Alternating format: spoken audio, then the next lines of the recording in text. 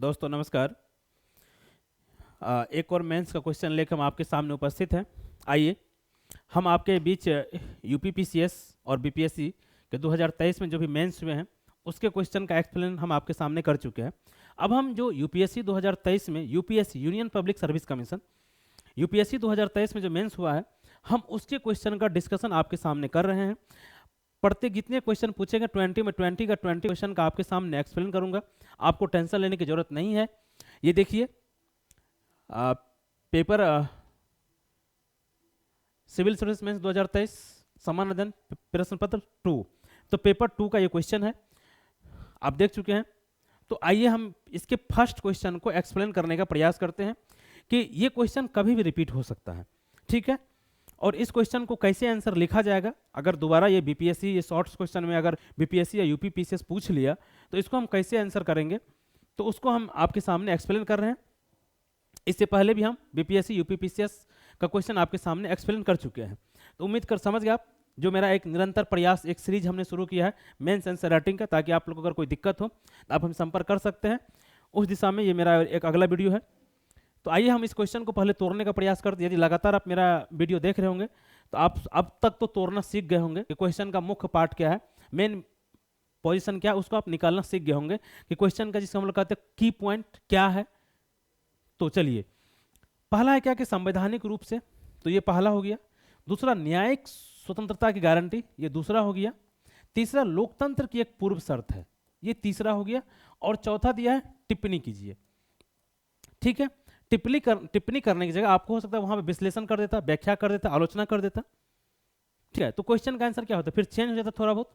आइए यहाँ पे कह रहा है कि आप कहें कि संवैधानिक रूप से पहला आप क्यों माने। हो सकता है यहाँ क्वेश्चन यही आ जाए कि संवैधानिक रूप से न्यायिक सक्रियता, क्योंकि जुडिशियल एक्टिविज्म पे कई बार सवाल पूछा जा चुका है, तो संवैधानिक रूप से न्यायिक स्वतंत्रता की गारंटी लोकतंत्र की पूर्व शर्त है, टिप्पणी कीजिए। देखिए यहाँ पे क्वेश्चन है क्या, जुडिशियल इंडिपेंडेंस, और वहां होता है जुडिशियल एक्टिविज्म, तो क्या होता, फिर आंसर चेंज हो जाता। अगर क्वेश्चन यही होता कि जुडिशियल एक्टिविज्म का लोकतंत्र में भूमिका का विश्लेषणात्मक मूल्यांकन कीजिए, तो क्या होता, फिर क्वेश्चन का आंसर चेंज होता। हम आपको ये बता रहे हैं कि आप कंटेंट को रटना संभव नहीं है। कितना कंटेंट आप रटेंगे, कंटेंट का मल्टीपल यूज करना यदि आप सीख गए देन आप आंसर राइटिंग सीख गए, ठीक है। तो उम्मीद करते हैं कि एक ही कंटेंट का अलग अलग जगह पे किस तरीका से हम उपयोग कर सकते हैं, वो यदि आपको सीखना बहुत जरूरी है। अब यहाँ देखिए जो ये क्वेश्चन है, ये मुझे तो ऐसे का क्वेश्चन बहुत अधिक लग रहा है, ठीक है। मेंस में पूछ लिया है, लेकिन ये ऐसे कभी पूछा जा सकता है कि न्यायिक स्वतंत्रता की गारंटी लोकतंत्र की पूर्व शर्त है। स्टेट पीसीएस में, यूपीएससी में तो थोड़ा फिलोसफिकल पूछता है, यूपीएससी में तो पूछे या ना पूछे, लेकिन स्टेट पीसीएस में जिस तरह से बीपीएससी या UPPCS and other state PCS ऐसे का क्वेश्चन देता है, वो बहुत अधिक उलझाऊ प्रवृत्ति का नहीं होता है। तो ये क्वेश्चन ऐसे में यूपीपीसीएस या बीपीएससी या अदर स्टेट पीसीएस में आ सकता है। तो इस क्वेश्चन को आप, हम तो अभी आंसर आपको बता ही रहे हैं, लेकिन ऐसे के दृष्टिकोण से भी इसको आप तैयार करेंगे, ठीक है। अगर डायरेक्ट नहीं भी पूछेगा तो इसके लिए आप जो कंटेंट तैयार करेंगे वो आपको ऐसे में बहुत यूजफुल होगा, कहीं भी उसका उपयोग कर सकते हैं, ठीक है। चलिए, तो आप क्वेश्चन समझ गए होंगे। अब हम इसकी भूमिका की तरफ बढ़ते हैं, भूमिका में हमें क्या लिखना था। तो इस क्वेश्चन का मेन वर्ड क्या हो गया, न्यायिक स्वतंत्रता। आप समझ गए कि न्यायिक स्वतंत्रता का लोकतंत्र में क्या पूर्व शर्त है। आइए भूमिका की तरफ बढ़ते हैं। तो ये प्रयास यदि हमारा आपको अच्छा लगता हो तो आप हमारे चैनल को सब्सक्राइब कर लीजिए, वीडियो को लाइक कर दीजिए, और मेंस आंसर राइटिंग में यदि आपको कोई भी प्रॉब्लम हो तो आप हमारे दिए गए नंबर पर हमसे संपर्क कर सकते हैं। UPSC, UPPCS, BPSC and other state PCS के मेंस आंसर राइटिंग में कोई भी दिक्कत हो तो आप हमसे संपर्क कर सकते हैं। और फिर से हम बता रहे हैं कि मुखर्जी नगर के फर्जी मॉडल उत्तर से आप सावधान रहेंगे, क्योंकि फर्जी मॉडल उत्तर से आप आंसर राइटिंग कभी नहीं सीख सकते, ठीक है। फर्जी मॉडल उत्तर से सावधान, कहना हमारा काम है, मानना न मानना आपका काम है, ठीक है। आप आजाद देश के आजाद नागरिक हैं। चलिए, अब हम यहाँ पे लिखते हैं भूमिका।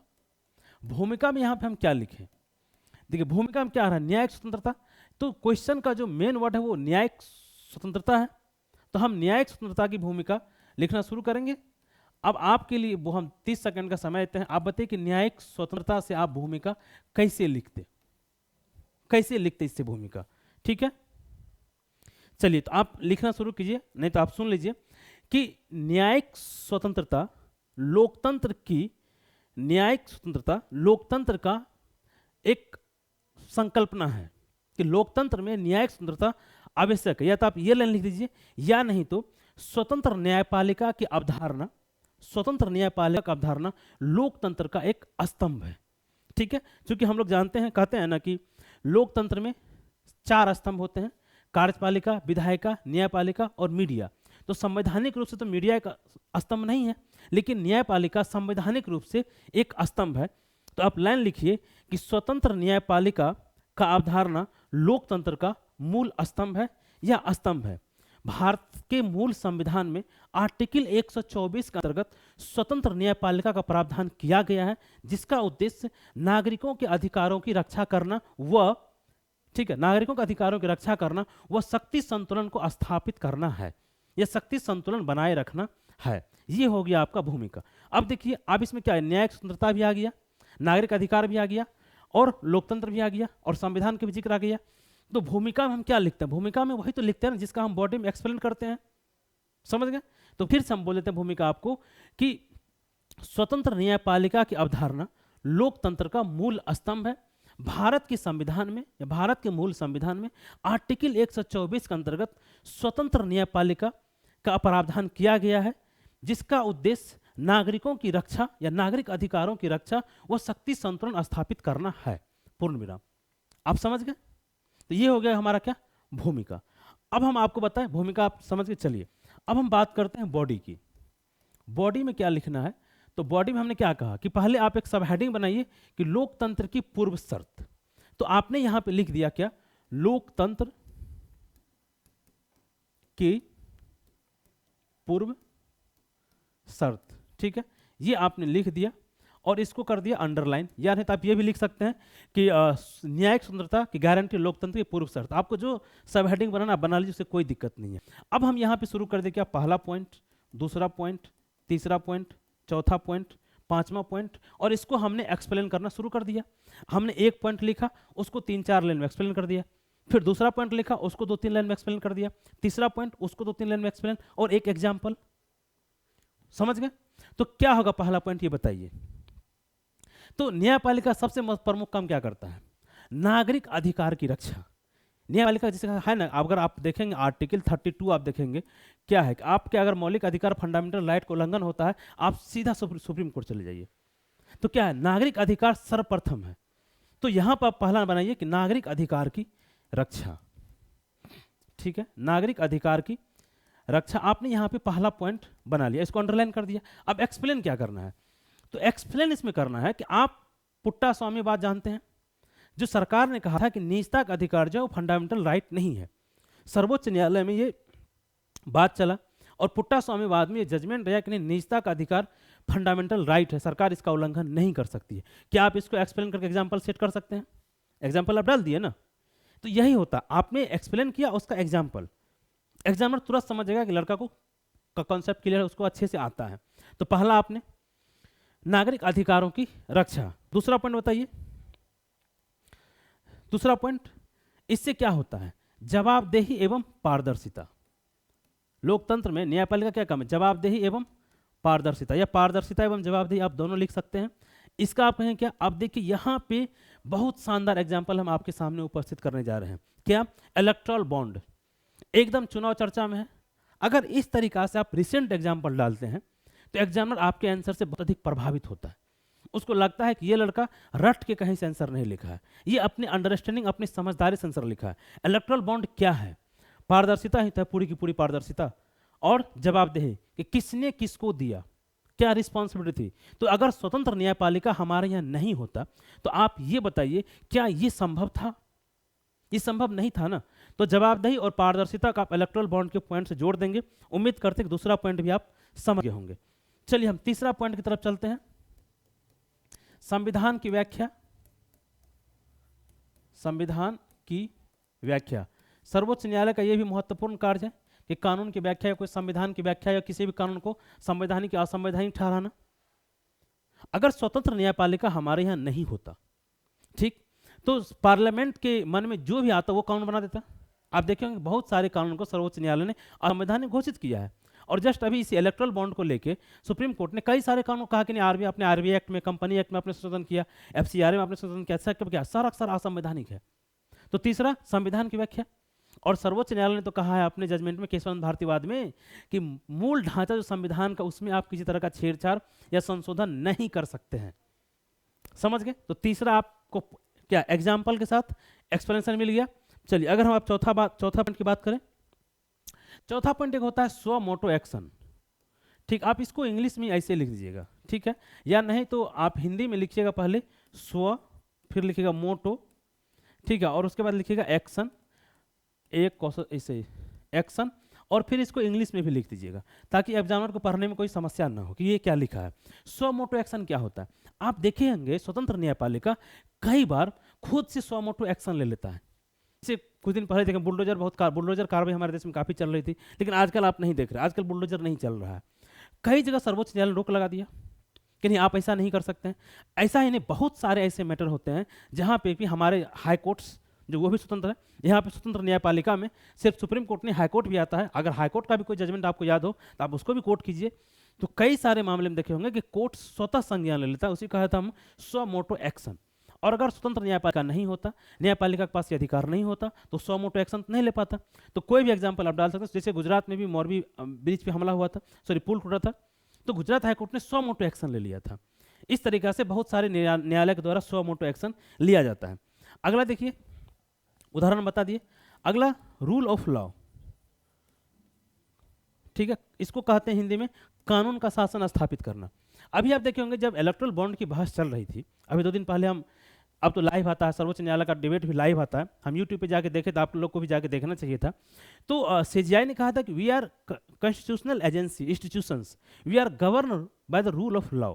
तो हमारे जो, आप देखिए कई बार क्या होता है कि राज्यों में रूल ऑफ लॉ की अगर समस्या या प्रॉब्लम क्रिएट होती है, अगर आपको कुछ दिन पहले पता होगा कि बहुत तरह के धर्म संसद या धर्म सम्मेलन हो रहे थे, उसमें कुछ इस तरीका के सांप्रदायिकता वाली बात, भराव भाषण दिए जा रहे थे। तो सर्वोच्च न्यायालय ने कई राज्यों के डीजीपी को और चीफ सेक्रेटरी को तलब कर लिया था कि आप अपने राज्य में इस तरह का आदेश कैसे दे रहे हैं। तो उसके बाद क्या कि कानून का शासन आप स्थापित कीजिए। तो कई सारे डीजीपी और चीफ सेक्रेटरी ने इस प्रोग्राम को फिर रद्द कर दिया और अनुमति नहीं दिया। तो जब, और अब देखिए कहीं भी कोई समस्या होती है, कहीं अगर कोई दंगा होता है तो आदमी सुप्रीम कोर्ट जाता है कि यहाँ पे इसको आप रोकिए, लॉ, और फिर सुप्रीम कोर्ट क्या करता है, सरकार को आदेश देता है, गृह मंत्रालय को, उस राज्य के डीजीपी को, उस राज्य के सेक्रेटरी को, कि तो rule of law supreme court के द्वारा सरकार की जिम्मेदारी है। लेकिन जब सरकार असफल होती है तो सुप्रीम कोर्ट को बीच में हस्तक्षेप करके ये सब स्थापित करना पड़ता है। अब देखिए अगला पॉइंट, देखिए यह हम बता दें आपको कि 10 मार्क्स का ही एक क्वेश्चन है, तो जितना पॉइंट हम आपको बता चुके हैं इतना पॉइंट आप लिख भी नहीं पाएंगे। क्यों? क्योंकि शब्द आपके पास नहीं बचेगा। लेकिन ये क्वेश्चन यदि 200 शब्द में पूछ लिया, अगर ऐसे में पूछ लिया, बीपीएससी में 38 मार्क्स में पूछ लिया, तो हम नेक्स्ट पॉइंट आपको उसके लिए बता रहे हैं। क्योंकि 10 मार्क्स में 1.5 शब्द, आप अगर 5 पॉइंट हम बता चुके हैं, अगर 5 पॉइंट को आप 2-3 लाइन में भी एक्सप्लेन करेंगे तो 15 लाइन, तो 1.5 शब्द तो आपका ऐसे ही पहुंच जाएगा, उसमें भूमिका और फिर निष्कर्ष भी है। तो इस क्वेश्चन के लिए आंसर कंप्लीट है।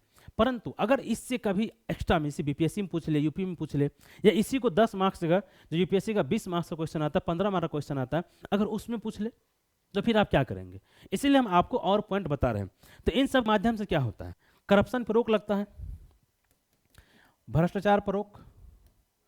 अब आप कहेंगे सर ये कैसे? आप देखे होंगे बहुत सारे ऐसे मामले हैं सीबीआई के द्वारा या अन्य एजेंसियों के द्वारा जो सर्वोच्च न्यायालय की निगरानी में जांच किया जाता है। हम एक रिसेंट एग्जांपल आपको दे रहे हैं।